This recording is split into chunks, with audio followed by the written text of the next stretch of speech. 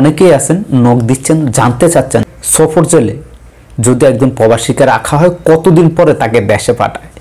দ্বিতীয়ত অনেকেই নক দেন, ভাই আমি যদি সৌদিতে অবৈধ আছি, এখন কোনো দালালের মাধ্যমে আমি যদি ধরা দিই আমাকে কতদিন সফর জেলে রাখবে এবং সফর জেলের সুবিধা অসুবিধা আজকের এই ভিডিওতে আমি বিস্তারিত আলোচনা করব, সঠিক তথ্যটা পেয়ে যাবেন। এছাড়াও অনেকেই বলেন যে মামলা আছে 1 বছর 2 বছর 3 বছর, এই মামলা শেষ হলে তাদেরকেও কি সফর জেলে নিবে কিনা, বা সফর জেলে তাদেরকে কতদিন পরে নিবে, বা সফর জেলেই কি তাদের এই 1 বছর 2 বছর 3 বছরে এরকম সফর জেলে রাখবে। এরকম হাজারো প্রশ্ন, সকল প্রশ্নের উত্তর আজকের এই ভিডিওতে পেয়ে যাবেন।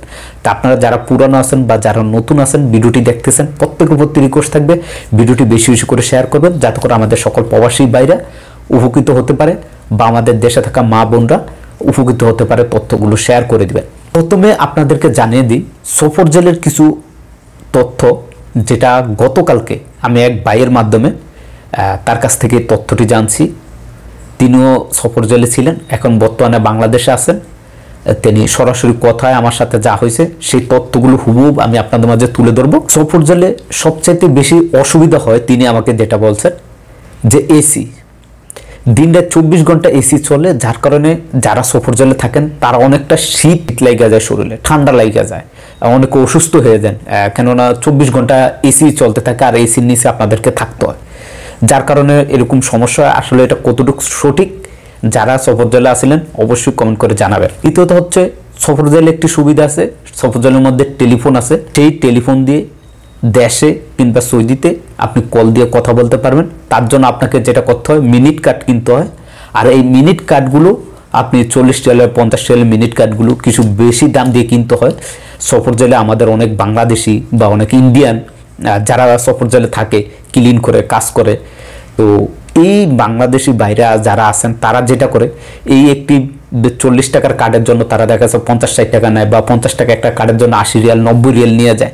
কিছু করার নাই, কেননা তারাও চুরি চুরি করে যারা সফর জেলে থাকে তাদের কাছে এই কার্ডগুলো বিক্রি করে। এবং বাংলাদেশি যারা আছেন তারা চাইলেই কিন্তু কম করতে পারে, কেননা সফর জেলে একটা প্রবাসী ভাই অনেক কষ্টে তারা সেখানে কাজ করার সুবাদে সেখানে তারা আরও বেশি করে আপনার কাছ থেকে টাকা নেয়।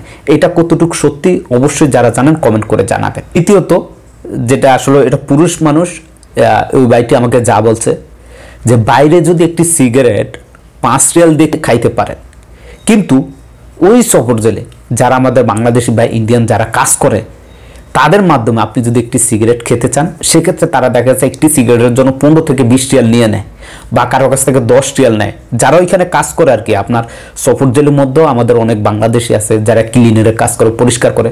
সৌদিরা বা যারা পুলিশ আছে তারা কিন্তু সেগুলো পরিষ্কার, আমাদের বাংলাদেশি কিছু লোক সেখানে থাকে কাজ করে।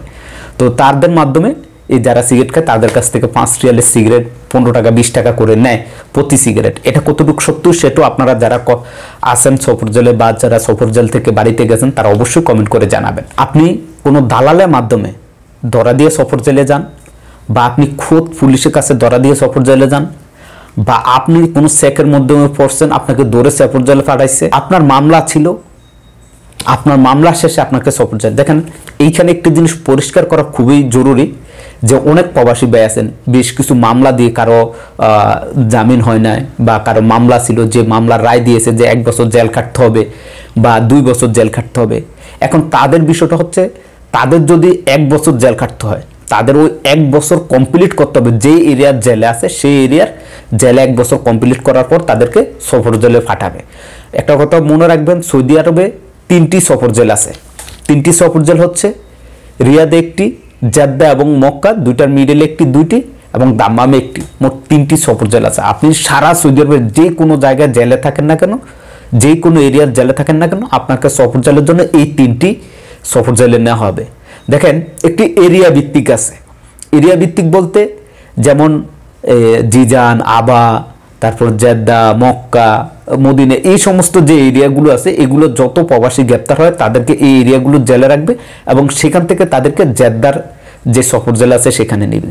আবার দাম্মাম এরিয়াগুলো সেখানে দাম্মামে নেবে। আবার রিয়াদ অঞ্চলে বা রিয়াদের আশেপাশে যে সমস্ত এলাকাগুলো আছে যেখান থেকে গ্রেপ্তার হয় সেখান থেকেও তাদেরকে রিয়াদে আনা হয়। এবার আসা যাক সফর জেলে আপনাকে কতদিন পরে দেশে পাঠাবে।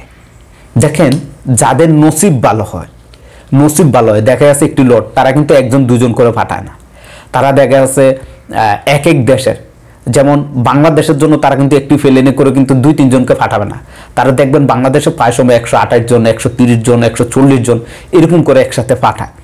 ঠিক আছে, তো তারা হিসাব করে তাদের সফর জেলে বাংলাদেশি কয়জন আছে, 100-150 হয়েছে কিনা, তখন তাদেরকে একসাথে চালান করে।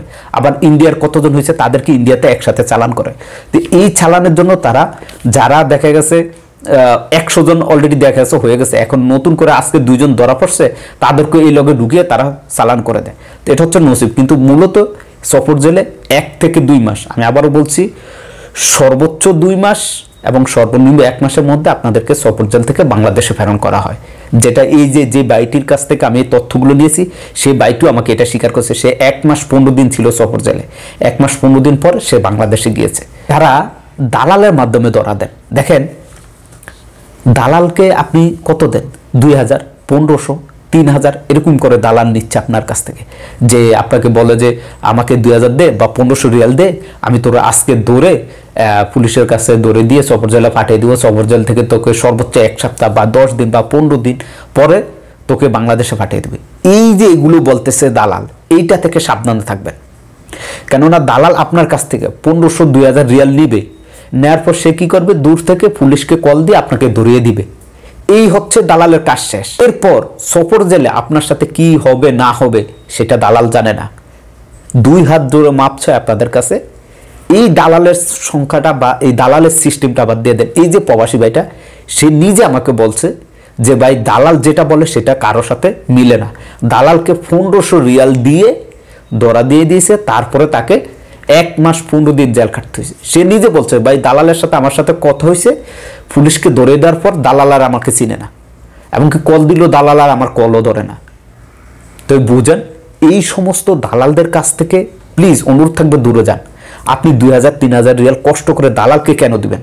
আপনি মক্কায় যান, মক্কায় প্রচুর পরিমাণে চেক চলতেছে, সেখানে ধরা দেন। আপনি যে সমস্ত বাজারগুলো, যেমন রিয়াদে আছে বাতা মার্কেট, সেখানে প্রচুর পরিমাণ চেক চলে, সেখানে ধরা দেন। বা আপনি খোদ এই দেশের যে পুলিশ আইনশৃঙ্খলা বাহিনী আছে, আপনি খোদ নিজে তাদের কাছে চলে যান, যেখানে চেক চলে বা কোনো পুলিশের গাড়ি দেখলে তাদের কাছে নিয়ে যান। তাদেরকে বলেন যে দেখ আমি দেশে অবৈধ, আমারটা কোনো কিছু নাই, তাই সফর জেলে দিয়ে দে, আমি দেশে চলে যাব। এইটা করেন ভাই। আমাদের বাংলাদেশি, আমি বাংলাদেশি, আরেকটা বাংলাদেশির কাছ থেকে 2-3 হাজার টাকা নিব, নিয়ে তাকে দিব, এই কাম কেন করবেন ভাই? আপনি খোদ নিজেরটা নিজে করেন, নিজে ধরা দেন। আপনার এই 2000 রিয়াল বেচা যায় না ভাই? 2000 রিয়াল, 1 রিয়াল, 2 রিয়াল, কত কষ্ট করে এই 2000 রিয়াল আপনি কামাইছেন আর দালাল রে দিয়ে দিবেন? এটার ভিতরে কিন্তু আমি একমত হতে পারি না। তাই এই প্রবাসী ভাইকেও আমি জারি দিয়েছি, যেটা সত্যি কথা ভাই, লিগ্যাল কথা। কষ্ট করে মাথার গাম পায়ে ফেলিয়ে টাকা ইনকাম করি, হোক বৈধ বা অবৈধ, এইটাকে আমি কেন দালালকে দেব? দালাল থেকে সাবধান হবেন। এবং আজকের এই ভিডিওতে যে তথ্যগুলো দিয়েছি, সম্পূর্ণ এই বাইটি নাম হচ্ছে আশিকুর রহমান, বাংলাদেশের নওগাঁ জেলার এই বাইটি, তার সাথে আমার কথা হয়েছে। তো আপনাদের এই তথ্যর মাঝে যদি কোনো আরও যারা সফর জেলে আছেন বা যারা আছেন তারা জানেন, আমি কিন্তু ভাই সফর জেলে কী হয় না আমি কিন্তু গিয়ে দেখতে পারি নাই, আমি তাদের কাছ থেকে শুনে আপনাকে জানিয়েছি। এখন এই যে উনি যে তথ্যগুলো দিয়েছে এগুলো সঠিক আছে কিনা আপনারা অবশ্যই কমেন্ট করে জানাবেন।